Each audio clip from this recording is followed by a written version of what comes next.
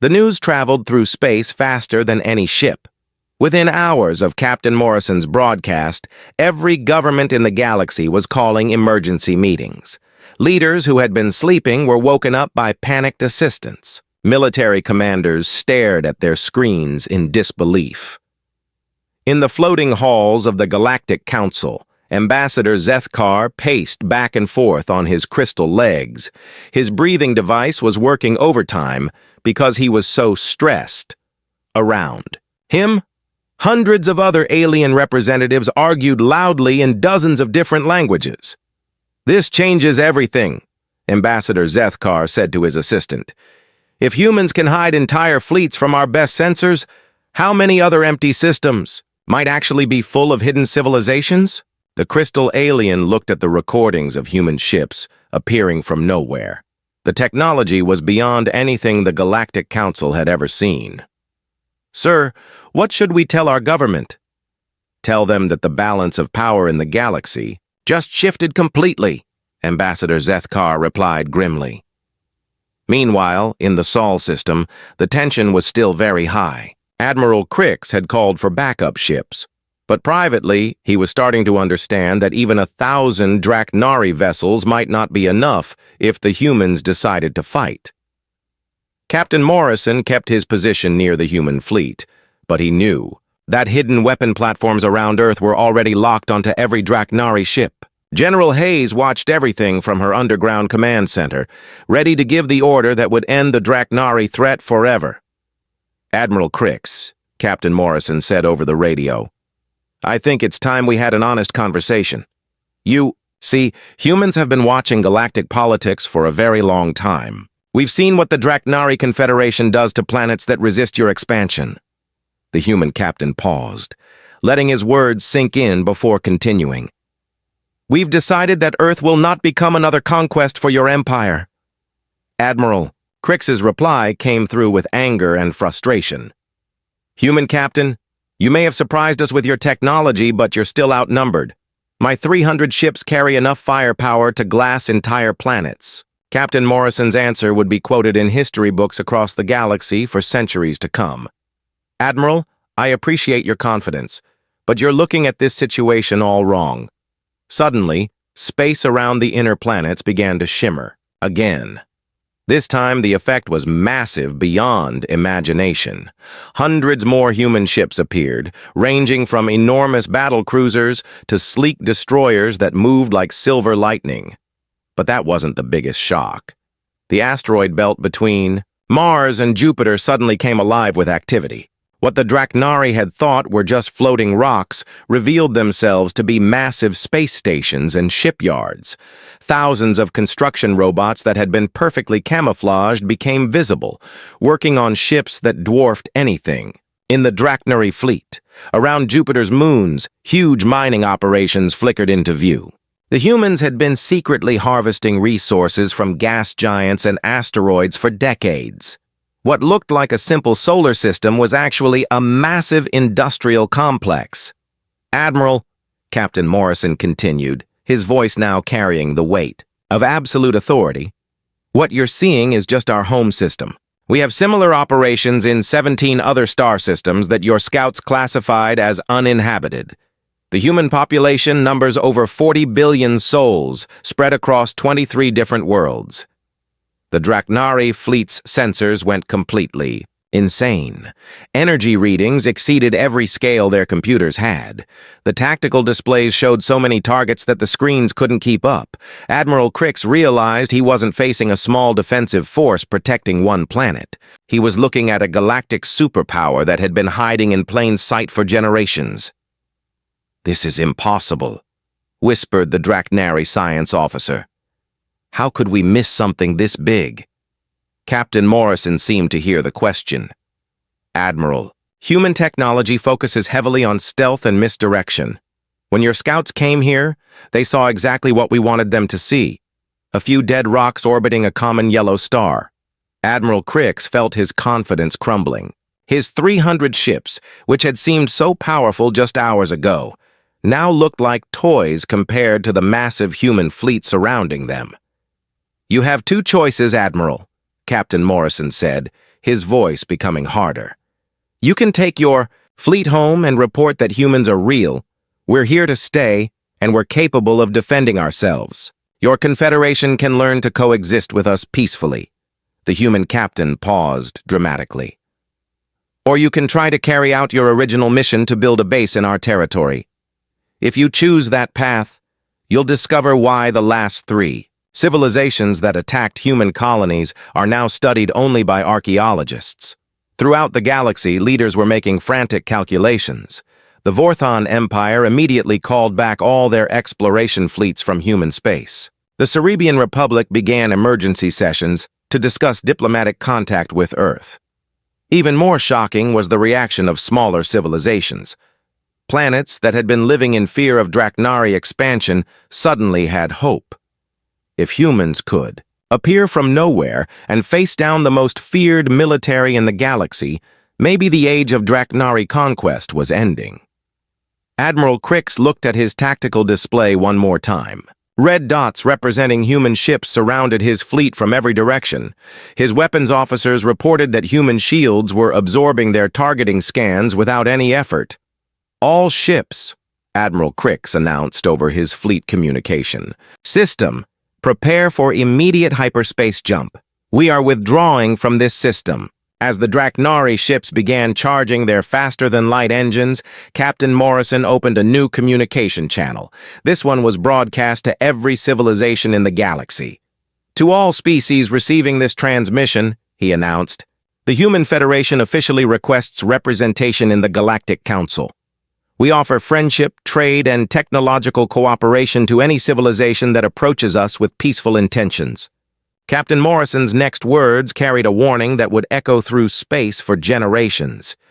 However, let it be clearly understood that humanity will defend itself and its allies against any form of aggression. We have been watching the galaxy from the shadows for 50 years. We know who conquers and who protects. We know who enslaves and who frees. The human captain's voice became as hard as diamond. The age of unopposed expansion is over. The myths have become reality, and we are not going anywhere. As the last Draknari ship disappeared into hyperspace, the galaxy began adjusting to a new reality. Within weeks, the Galactic Council would grant humanity full membership. 3 major civilizations would sign defense agreements with Earth. The big Draknari Confederation would quietly abandon their expansion plans. Small planets that had lived in terror of alien conquest suddenly had protectors. The human fleet began showing itself in systems where weaker civilizations were being threatened by larger empires. In the months that followed, galactic politics would be completely transformed. The age of human isolation was over. The age of human influence had begun. And across the galaxy, in 1,000 different languages, the same question was being asked. What other myths might actually be real? Admiral Crix stood on the bridge of his giant warship as it came out of hyperspace. Through the big windows, he could see the yellow sun called Sol. Around it, several planets moved in slow circles. Everything looked exactly like his scouts had reported months ago. "Admiral," said his tactical officer, a young Draknari with bright green scales. "Our sensors show the same readings as before. The third planet has thin air, but no signs of cities or technology. There are no life forms anywhere in this system." Admiral Crix felt very pleased. This would be easy. His 300 ships would build the biggest military base the Draknari had ever made. From here, they could control hundreds of other star systems. "Begin landing operations on the outer moon," Admiral Crix ordered. "Once we have a secure base, we can explore the rest of the system. This will be perfect for our new headquarters." But before his officers could carry out the orders, something impossible happened. "Admiral!" The communications officer suddenly shouted across the bridge. His voice was full of fear and confusion. "We're getting a radio message. It's coming from the third planet." The entire bridge became silent. Every Draknari officer stared at their instruments with wide eyes. According to their best machines, there was no life on the third planet. There was no technology. There was nothing but rocks and thin air. "That can't be right," Admiral Crix said slowly. "Check your equipment. There must be a mistake." "No mistake, sir," the communications officer replied, his voice shaking. "The message is clear. They're speaking perfect galactic standard language. They want to talk about peaceful first contact." Admiral Crix felt his stomach drop. First contact meant they had found intelligent life. But that was impossible. 3 separate Draknari expeditions had visited this system. Each time they found nothing but empty space. Then something happened that would be remembered throughout the galaxy forever. The empty space in front of the Draknari fleet began to shimmer like water. Slowly, 48 ships appeared from nowhere. They looked like they were made of light itself, silver and white with blue markings. The ships were beautiful and deadly at the same time. The lead ship was bigger than the others, with smooth curves and no visible weapons. But the energy readings coming from it made every Draknari instrument go crazy. Captain Morrison's voice came through the radio, speaking perfect galactic standard. "Draknari Fleet, this is Captain Jake Morrison of the United Earth ship Liberty. I represent the Human Federation and the planet Earth. Welcome to the Sol system. Please stay where you are while we discuss why you are here." On the bridge of the Blade of Conquest, panic spread like fire. Officers ran between their stations, trying to understand what was happening. Their sensors showed energy readings that broke every rule of physics they knew. "Sir," whispered the science officer, his voice full of terror, "their energy signatures are completely unknown. Our computers can't even identify what kind of technology they're using. And Admiral, our sensors still can't detect their ships. We can see them with our eyes, but our machines say there's nothing there." Admiral Crix's mind raced. How could an entire fleet appear from nothing? How could they be invisible to Draknari sensors? And why had 3 previous expeditions found no trace of them? He activated his communication system, trying to keep his voice steady. "Human ship. This is Admiral Crix of the Draknari Confederation. Our records show that humans are myths. Your species doesn't exist in any official database." Captain Morrison's answer carried a hint of amusement that made Admiral Crix's scales itch with anger. "Admiral, I can promise you we're very real. We've been watching galactic politics for quite some time. We know about your Confederation's expansion methods. We know what you do to planets with intelligent life. We'd like to discuss a more peaceful solution to this situation." Across the galaxy, hidden human communication stations began broadcasting the conversation to every major civilization. The Galactic Council received the transmission in their floating meeting hall. The crystal aliens of the Vorthon Empire heard it in their crystal cities. The smart Cerebian scientists detected it in their research stations. In the Galactic Council chambers, Ambassador Zethkar dropped his breathing device. "This is impossible," he said to the other shocked aliens around him. "We voted that humans don't exist. How can they be talking to the Draknari right now?" Back in the Sol system, Admiral Crix was trying to understand how badly he had miscalculated. His 300 ships suddenly didn't seem like very many when facing an enemy with unknown technology. "Human Captain," Admiral Crix said, his voice carrying a clear threat, "you command fewer than 50 ships. My fleet has 300 vessels of war. Your courage is impressive, but you are badly outnumbered. What happened next would be studied in military schools across the galaxy for the next 1,000 years. The space around Earth began to shimmer again, but this time the effect was enormous. Hundreds of additional human ships appeared from nowhere. Some were as big as space stations, others were fast and small like deadly insects. They moved with perfect coordination, surrounding the Draknari fleet from every direction. But the real shock came when the planet Earth itself seemed to flicker and change. What looked like a dead world suddenly revealed massive cities, space elevators reaching into the sky, and thousands of smaller ships moving between orbital stations. Giant weapons platforms the size of mountains became visible around Earth, the Moon, and Mars. Each one had enough firepower to destroy entire fleets. The red planet Mars showed huge industrial complexes and military bases that had been completely invisible moments before. "Admiral," Captain Morrison's voice now carried, "the weight of revealed power. What you see here is just our home system defense force. We have similar installations in 17 other star systems that your people have classified as empty. The human species has over 40 billion citizens living on 23 different worlds." The Draknari fleet's instruments were screaming. Warnings. Energy readings exceeded anything in their databases. Their computers couldn't process what they were seeing. Admiral Crix realized he was not facing a small group of primitives hiding on one planet.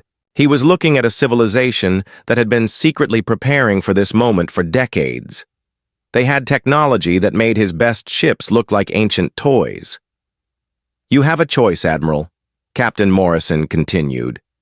"You can return to your Confederation and report that humans are real, we're here to stay, and we can defend ourselves very well. Or you can try to build your base in our territory and learn why the civilizations that tried to conquer us exist now only in history books." Admiral Crix looked at the displays showing human ships surrounding his fleet. His officers waited for orders, but he knew there was only one smart choice. "All ships," he announced over the fleet communication system, "prepare for immediate hyperspace. Jump. We are leaving this system." As the Draknari ships powered up their engines to escape, Captain Morrison opened a channel to the entire galaxy. "To all civilizations receiving this transmission," he said, "humanity officially requests membership in the Galactic Council. We look forward to peaceful trade and cooperation with all species that approach us with respect." Then his voice became hard as steel. "However, let it be known that humans will defend themselves and their allies against any aggression. We are no longer myths. We are here, we are strong, and this is our home." The age of human secrecy was over. The galaxy would never be the same. The meeting room was deep underground where no alien could see it. Leaders from every country on Earth sat around a huge table. The room had no windows, just bright lights and big screens showing maps of space. President Adams looked tired as he spoke to the most important people on the planet. "We have 4 days before the Draknari ships reach our solar system," President Adams said. His voice was calm, but everyone could hear the worry in it. "This is the biggest decision humans have ever had to make." Defense Secretary Helen Crawford stood up. She was a smart woman who knew everything about Earth's secret weapons. "The aliens are bringing 300 warships. They also have machines to build bases on our planets. They plan to stay here forever." Prime Minister Oliver Thompson from Europe raised his hand. "If we show ourselves now, we lose our biggest advantage. For 50 years, we have been invisible. The aliens don't know we exist. Once we show ourselves, we can never hide again." Around the table, leaders from China, Russia, Brazil, India, and 20 other countries nodded their heads. They all understood how big this choice was. If they made the wrong decision, all humans might die. Admiral Rodriguez walked to the front of the room. Behind him, a huge screen showed pictures of Earth's secret space fleet. The ships looked beautiful and deadly at the same time. "The Terran Independence Fleet is ready for battle," he said. "We have 48 big warships, each one invisible to alien eyes. We also have hundreds of smaller ships hidden around our solar system." President Adams looked at the pictures of the ships. "What are our chances if we have to fight?" "Very good, sir," Admiral Rodriguez said with confidence. "We have been studying alien technology for decades. Our weapons are much better than theirs. Our shields can stop their strongest attacks. And they still don't know we exist." Dr. Rachel Green stepped forward. She was Earth's smartest scientist when it came to alien technology.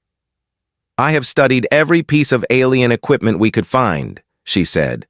"The humans have 3 big advantages. First, our hiding technology is 50 years ahead of anything they have. Second, our energy weapons are twice as powerful as theirs. Third, our defensive shields are much stronger. The room was quiet as everyone thought about this information. Finally, an old general from Africa spoke up. "What about their numbers? They have 300 ships. We only have 48. Dr. Green smiled. "Numbers don't matter if they can't see us coming. And, sir, they don't know about our orbital defense platforms. We have over 200 giant weapon stations hidden around Earth, the Moon, and Mars. Each one has enough firepower to destroy 10 enemy ships." President Adams looked around the room at all the serious faces. "So we can win a fight. But should we start one? Once we reveal ourselves, everything changes. There's no going back." Prime Minister Thompson leaned forward. "Mr. President, the Draknari have a history of killing entire races. They don't negotiate. They don't make peace. They conquer and destroy. If we let them build bases in our solar system, they will eventually find us. Then we'll have to fight anyway, but from a much weaker position." The Chinese premier nodded. "I agree. We must act while we still have surprise on our side." For hours, the leaders talked and argued. Some wanted to stay hidden and hoped the aliens would leave. Others wanted to attack immediately before the Draknari could prepare their defenses. But slowly, most of them began to agree on one thing. They had to reveal themselves, but they had to do it carefully. "We'll use the first contact protocol," President Adams finally decided. "Captain Morrison will take our fastest diplomatic ship and meet them in space. We'll try to talk first, but if talking doesn't work, then we show them what happens when someone threatens Earth," Admiral Rodriguez finished. In another part of the underground complex, Captain Morrison was getting ready for the most important mission in human history. He stood in front of a mirror, putting on his dress uniform. The blue and white colors looked sharp and clean. On his chest were medals from secret missions that no one could ever talk about. Lieutenant Amy Carter knocked on his door. "Sir, the UES Liberty is ready for departure. All systems are working perfectly." Captain Morrison turned around.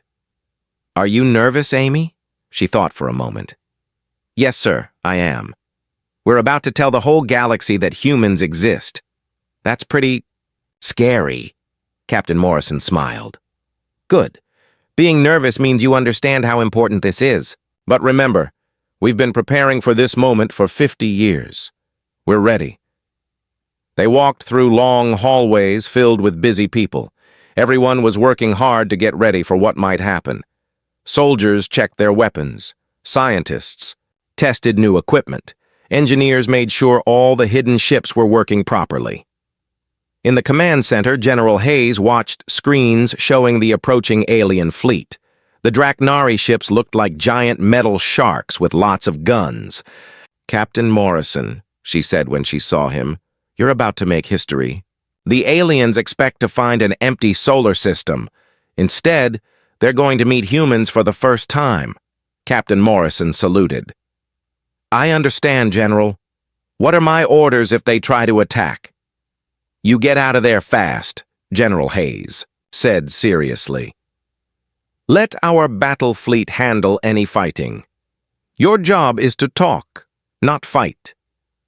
As Captain Morrison walked to his ship, he thought about everything that had led to this moment. 50 years ago, humans had first detected alien radio signals. Since then, they had been watching and learning.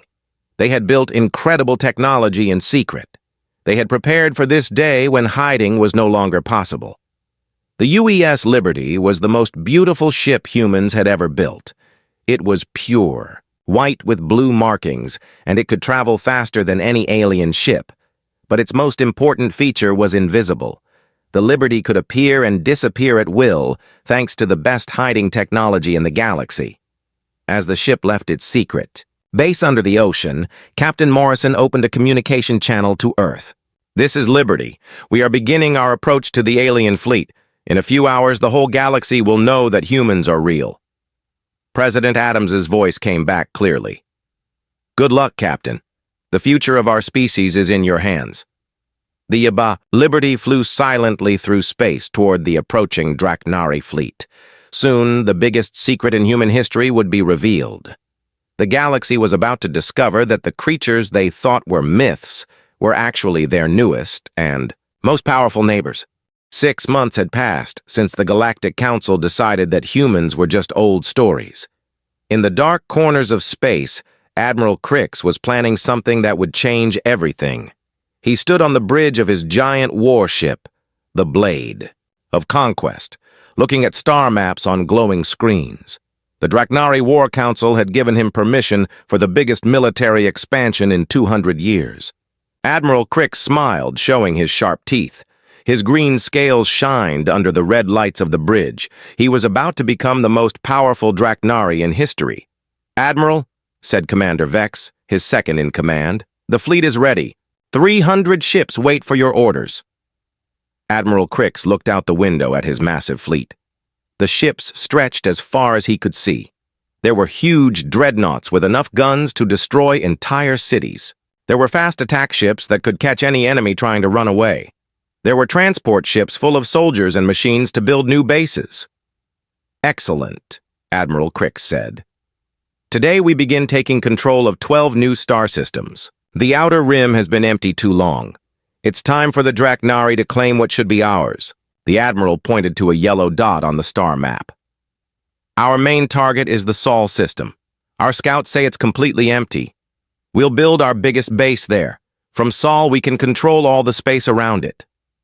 What Admiral Crix didn't know was that human machines were watching him right now. Hidden sensors placed on asteroids and old space stations were sending information back to Earth.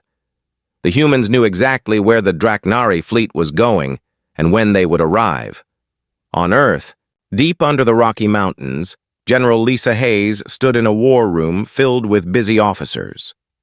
The room was huge, with screens covering every wall. Each screen showed different parts of space where human spies were watching alien movements. "General," called out Major Tony Clark from his computer station, "the Draknari fleet just started moving. They're heading directly for our solar system." General Hayes walked over to look at the main screen. It showed the positions of all 300 enemy ships. They were moving in perfect formation, like a pack of hungry wolves. "How long until they reach us?" 18 days at their current speed, answered Major Clark. "They're not trying to. Hide! They think there's nobody here to see them coming." General Hayes pressed a button on her desk.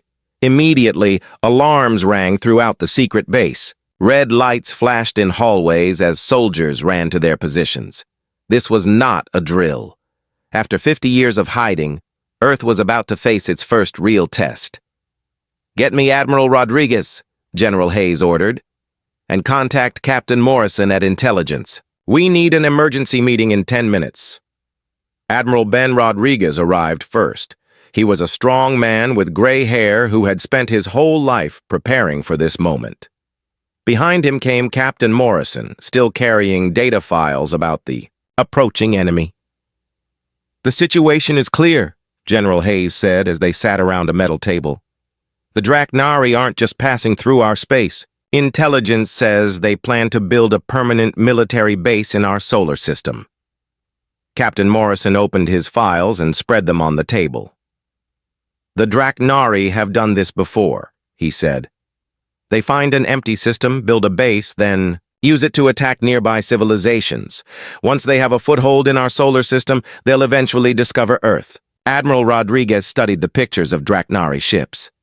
"Their technology is good, but not as good as ours. The problem is numbers.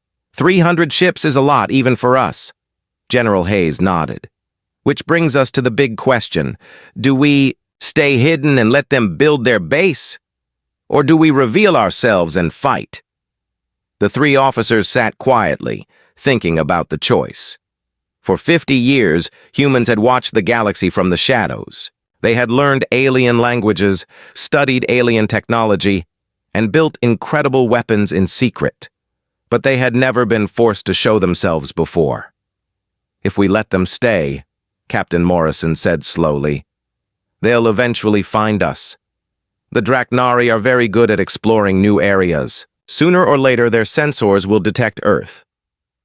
"And if we fight them now?" asked General Hayes. Admiral Rodriguez smiled grimly. Then we show the galaxy what humans can really do. Our ships are faster, our weapons are stronger, and we have home field advantage. Plus, they don't know we exist. We could destroy half their fleet before they even know what's happening. Captain Morrison picked up a photo of a destroyed alien city. General, look at this!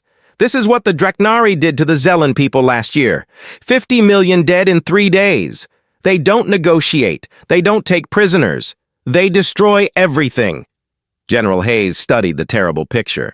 The Draknari had burned entire cities to the ground. Nothing was left but ash and broken metal. So, if we don't stop them here, they'll do this to Earth eventually.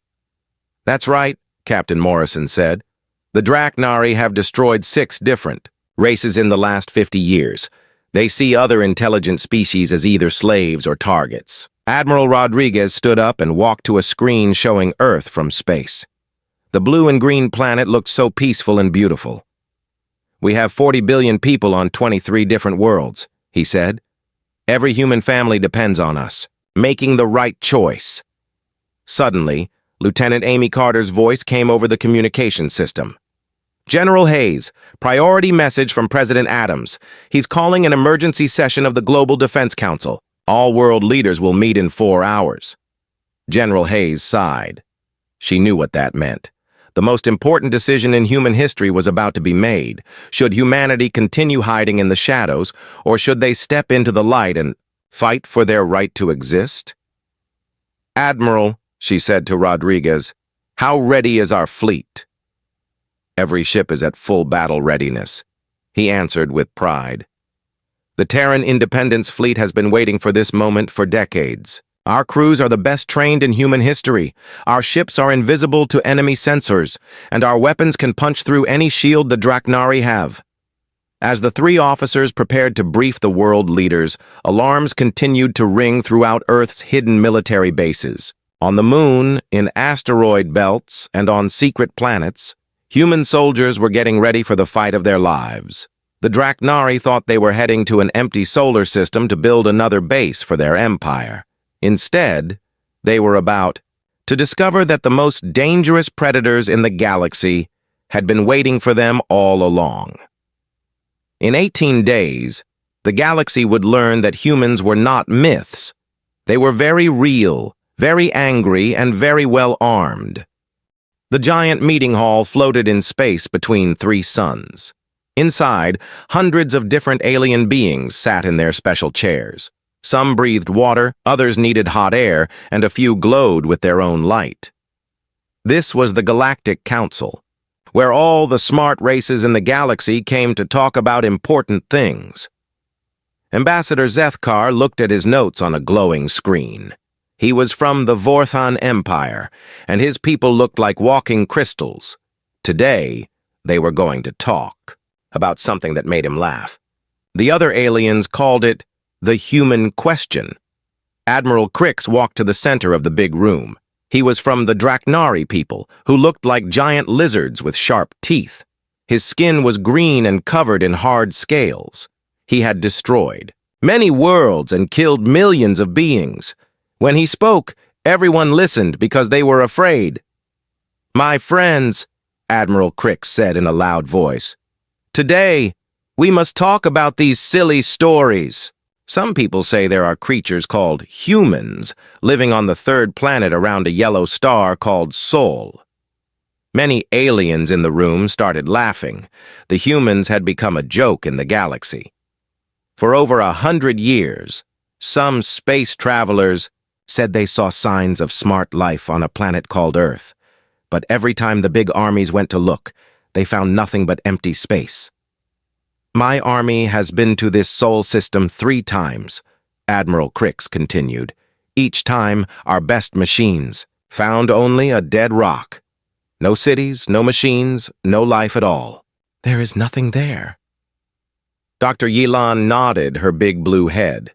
She was from the Cerebian people, who were very smart and loved to study old things.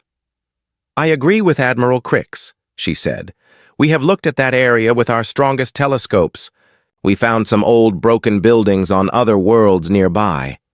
But these ruins are very old. Whatever made them died out long ago. The aliens talked among themselves. Most of them thought the humans were just made-up stories. Maybe some ancient race lived there millions of years ago, but now there was nothing. Far away on Earth, Captain Jake Morrison sat in a secret room deep under the ocean. The room was hidden so well that no alien machine could find it. Captain Morrison was a tall man with short brown hair and serious eyes. He watched screens that showed him everything happening in the galaxy. "Sir," said Lieutenant Amy Carter, sitting at a computer nearby. She was a young woman with red hair and smart, green eyes. "The aliens just said we don't exist. They put it in their official records." Captain Morrison smiled, but it was not a happy smile. "Good," he said. "The longer they think we're just stories, the better. Keep watching everything they do, Amy. We need to know when they plan to come here." Above the secret room, far up in space around Earth, huge metal platforms floated invisible. No alien eye could see them, and no alien machine could find them. These were Earth's secret weapons, waiting and watching. Giant spaceships hid behind the moon and near other planets. Earth had been ready for war for many years. In the secret room, Amy looked at her screens with worry. "Sir, the Draknari are planning something big. Their armies are moving toward our part of the galaxy." Captain Morrison stood up and walked to a big map of stars on the wall. Red dots showed where the Draknari armies were. Blue dots showed where human ships hid in the darkness. The humans had been watching and learning for 50 years. "How many ships are they moving?" he asked. "Over 300 warships, sir. They want to take control of 12 star systems. Our system is on their list." Captain Morrison's hands became fists. The Draknari were known for being very cruel. When they found new planets with people on them, they either made those people into slaves or killed them all. They had destroyed 6 whole races in just the last 50 years. "Sir, what should we do?" Amy asked. "Keep watching," Captain Morrison said, "and send a message to General Hayes. Tell her we might need to show ourselves soon." In another secret place under a mountain, General Lisa Hayes read the message. She was a strong woman with gray hair who had been a soldier for 30 years. Around her, other human leaders looked at maps and talked in quiet voices. "The time might be coming," General Hayes said to the people in the room. "We always knew. This day would come. The aliens think we're just stories, but soon they might learn the truth." Admiral Ben Rodriguez, who commanded Earth's hidden space fleet, looked at the star map. "Our ships are ready, General. We have 48 big warships and hundreds of smaller ones. All of them are invisible to alien eyes." "What about our weapons?" asked another officer. "Better than anything the aliens have," Admiral Rodriguez said with pride. "We've been studying their technology for decades. Our guns are stronger, our shields are tougher, and our ships are faster." Back in the alien meeting hall, the vote was finished. The Galactic Council officially decided that humans did not exist. They were just old stories told by scared space travelers. Admiral Crix felt very happy. "Now we can take control of the Sol system without any problems," he thought. "It will be a perfect place to build our new military base." The crystal alien, Ambassador Zethkar, also felt good about the decision. "Finally, we can stop wasting time on these silly human stories," he said to his assistant. "Now we can focus on real problems." But far away on Earth, the humans were getting ready for the biggest surprise in galactic history. They had been hiding and watching for so long. They had built incredible weapons and learned all the alien languages. They had secret bases on many worlds that the aliens thought were empty. In the secret room under the ocean, Captain Morrison looked at the pictures coming from the alien meeting. "Laugh while you can," he said quietly. "Soon you'll learn that humans are very real, and we're not as weak as you think." Lieutenant Amy Carter looked at her captain with questions in her eyes. "Sir, when will we tell them the truth?" Captain Morrison's eyes became hard like steel. "When they come to our home with guns, Amy, then they'll discover that the biggest mistake they ever made was thinking humans were just myths." Above them, Earth looked peaceful and quiet from space, but hidden everywhere were weapons and ships that could change the galaxy forever. The humans had been patient, but their patience was almost over. The aliens thought humans were just old stories. Soon they would learn that some stories are very, very real.